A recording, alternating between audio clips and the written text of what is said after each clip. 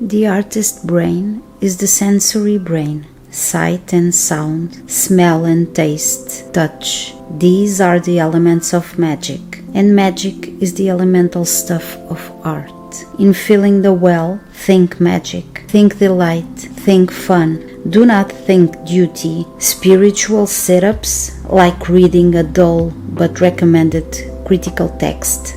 Do what intrigues you. Explore what interests you. Think mystery, not mastery. The Artist's Way by Julia Cameron.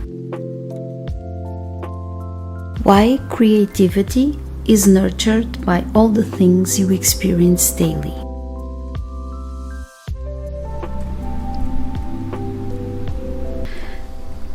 Good morning, all. Welcome back to my channel. I'm Sara, and today it's the first day of NaNoWriMo, so I'm a bit out of this. I'm a bit overwhelmed. It's not 6 a.m. unfortunately, it's 7:30. I haven't been able to wake up at the hour that I wanted. Not that I have put the alarm clock, because I didn't. I went to bed very late yesterday. I was finishing the Halloween book party, so I was reading almost until midnight. It wasn't until I couldn't take it anymore. So let's go. Let's start NaNoWriMo.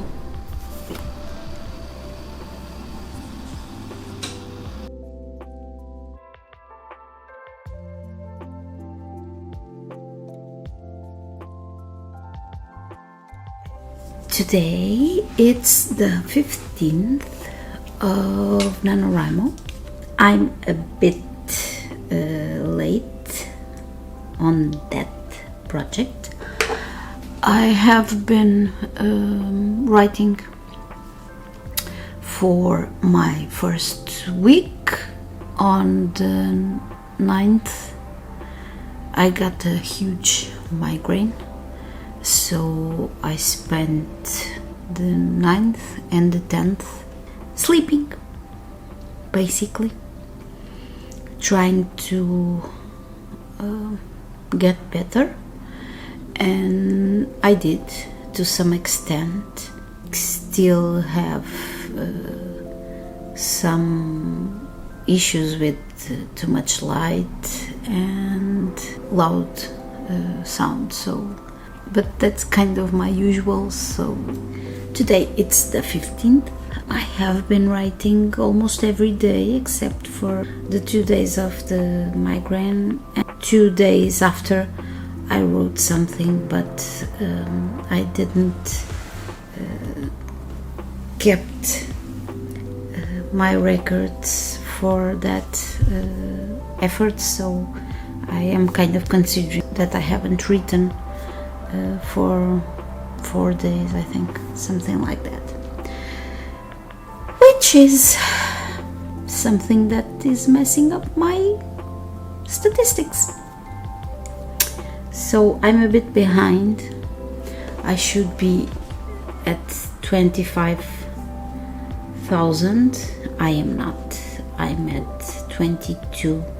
I'm getting to a point where I'm a bit unsure how to proceed with something in this story, so I'm feeling that procrastination is getting to me because I'm not so sure of what I should be doing next, but it doesn't matter. So for now I'm going to buckle up and keep writing, and because NaNoWriMo, it's not about writing everything perfectly, but it's about putting words on the page, so then we can work on it and try to do something a little bit better than that first effort.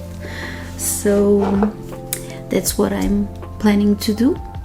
This year I have been unsure on how my schedule would be, and usually I tend to write or in the mornings or early night. This year, none of that.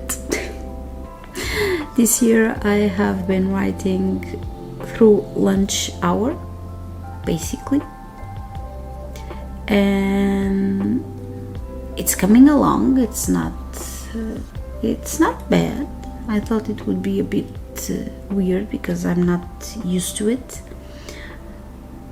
but this time I simply can't wake up at 6 a.m. for family reasons. I can't get to bed early either for family reasons, so I'm managing NaNoWriMo at lunch hour and enjoying it. It's different.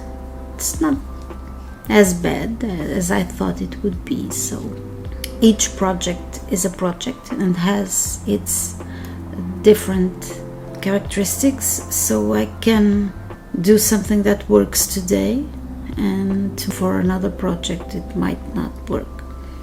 Fortunately, this year I've changed my schedule and I have been writing in a totally different hour than I'm accustomed to, and it's kind of working. So let's respect each project's life.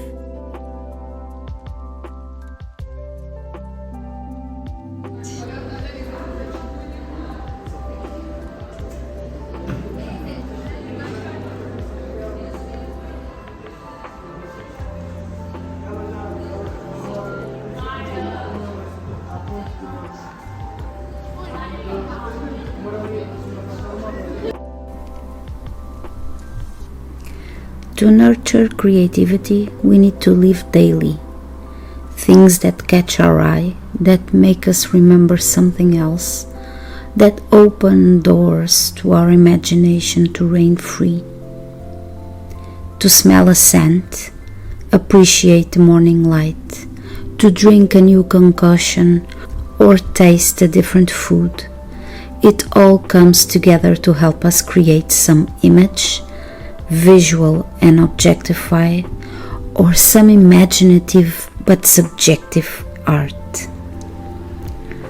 All our lived experiences come together to help us create a work of art.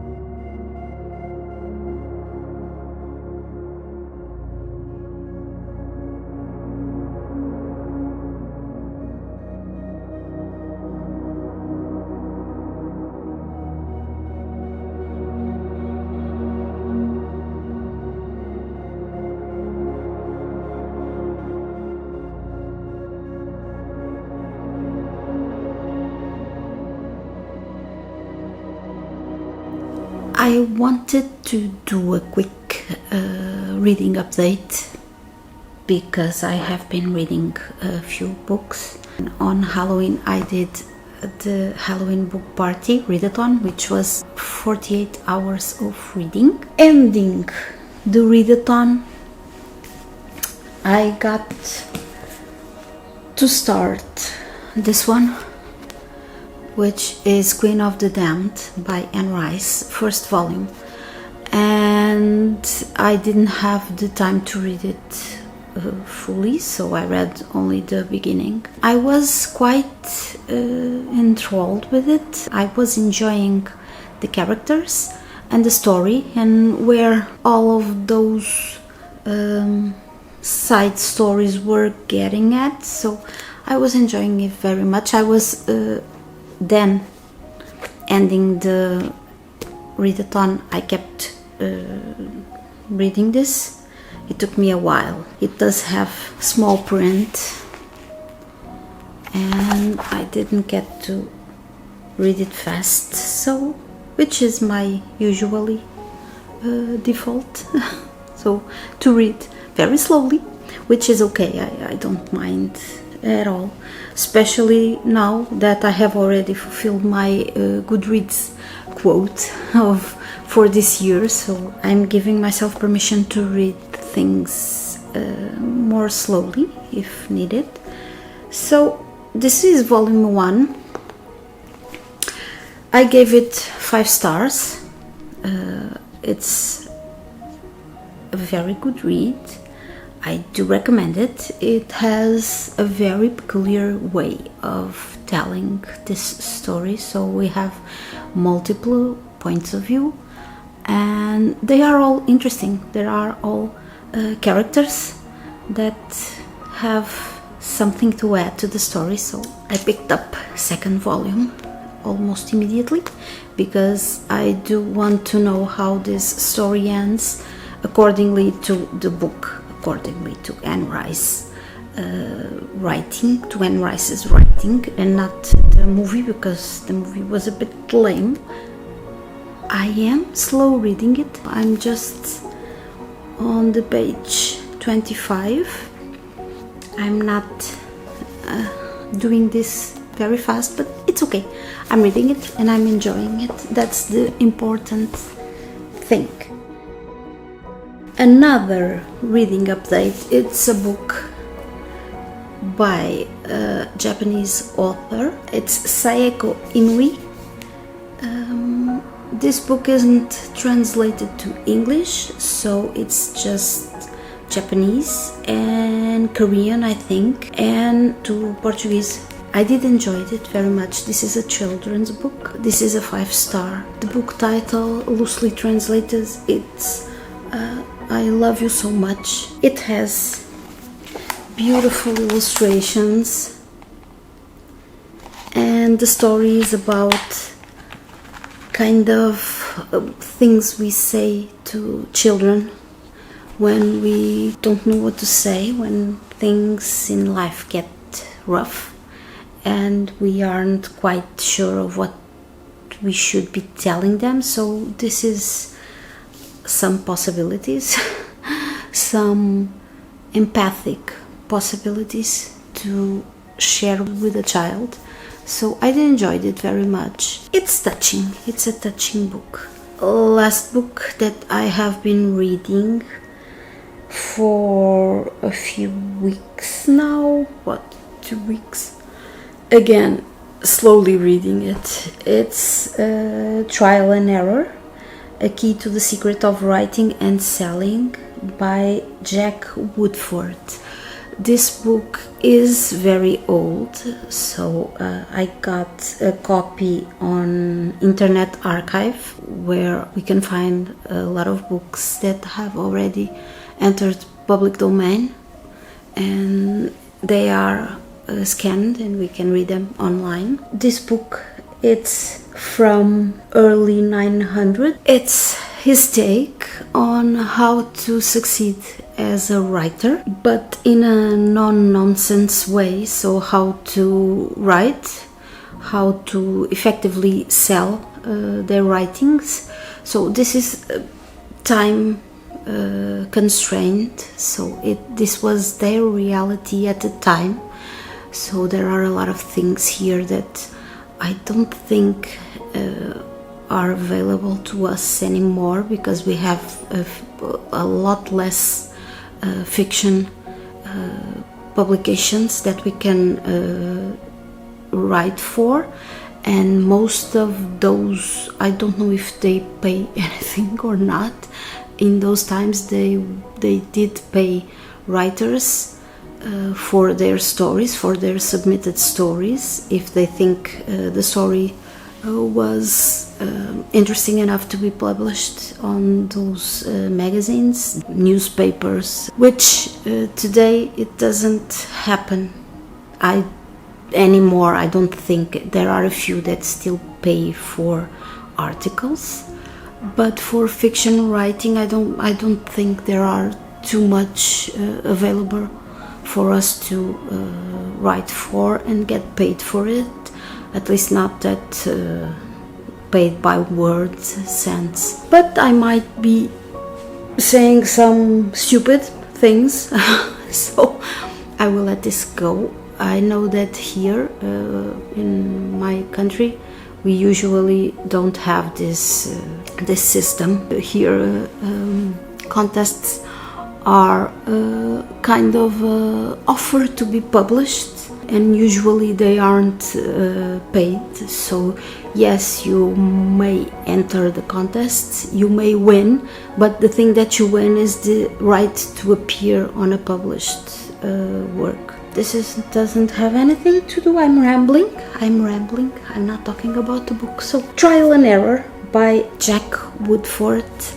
I am having a blast because I will be honest with you. I went checking if I could read this book because it was supposed to be a difficult book to find, and it was a very controversial book at the time because he clearly claims that to be a successful author or writer you have to write in bulk, so never stop and wait for imagination. No, you have to know your formula, know what is expected of certain genre, of certain short fiction, and then you reproduce that one time and again. He had a quote of stories that he would have to write on that period of time, which for beginner's mind and for writers that are not quite into the motion of writing every day.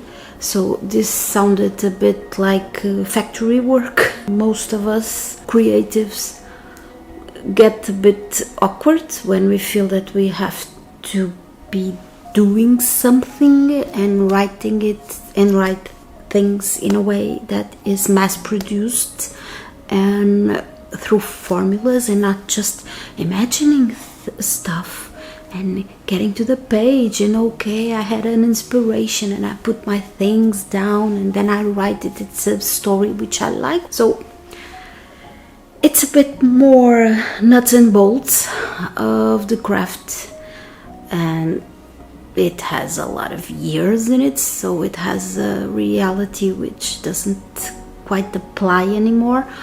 But still, I have been having a great time reading it, so it's a fun book to read, and we do get some things from it that we can apply today, that we should apply today to our writing practice. So it's a good book to read if we are into reading books about the writing craft. So I do recommend.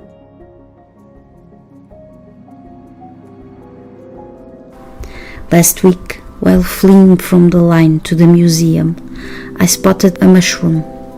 It's a long story that I'll cut short. There were something like 300 people waiting to get in a well-known Portuguese artist exhibit, because in that day Tickets were free. I was giving up on the whole free experience and turning back.